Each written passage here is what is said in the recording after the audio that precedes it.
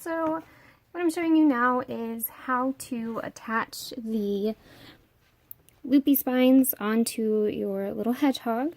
This is the option 2 of the pattern. So we are crocheting them on. So this is the string of loops from your off the hook yarn. And so you can see there's a little loop and a little space in between the next one. So what we're doing is we're going to crochet with our regular yarn or main yarn around that onto the body all the way around.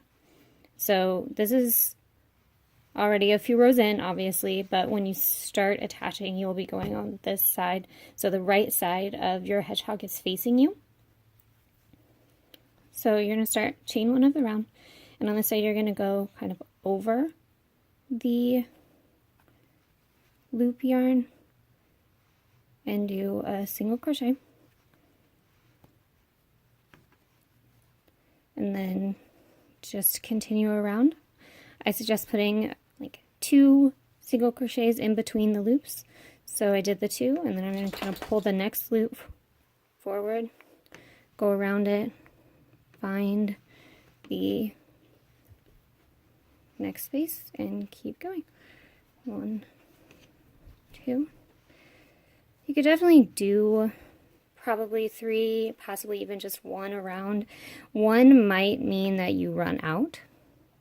You might need more than a skein of the loop yarn to make it. And 3, I just thought maybe seemed like it would be too hard to keep up with. 2 seemed like a good number to kind of count and keep going. If you can keep your worked loops, the ones that are already down, kind of pushed down and out of the way, it's a little bit easier to focus on the loops that you're actually working with.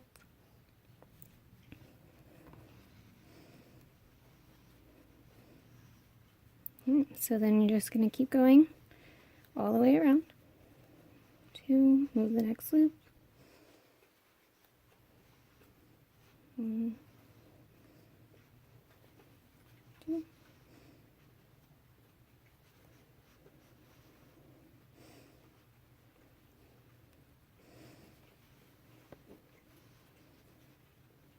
And you can see kind of the inside isn't super pretty.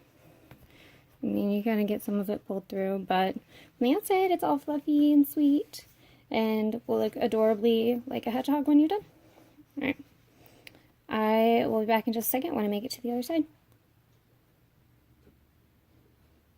Okay, so I made it all the way around with the right side toward me.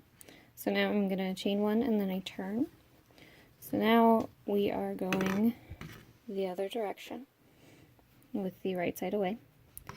It's the same exact process, it's just that you are covering the yarn and pushing the loops the other direction.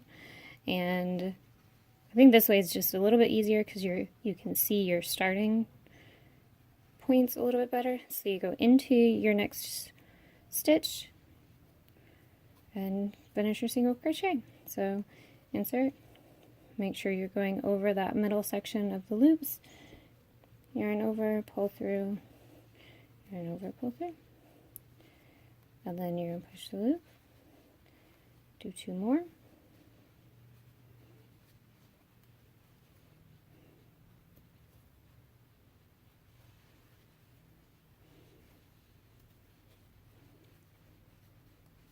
and just keep going. So this is option 2.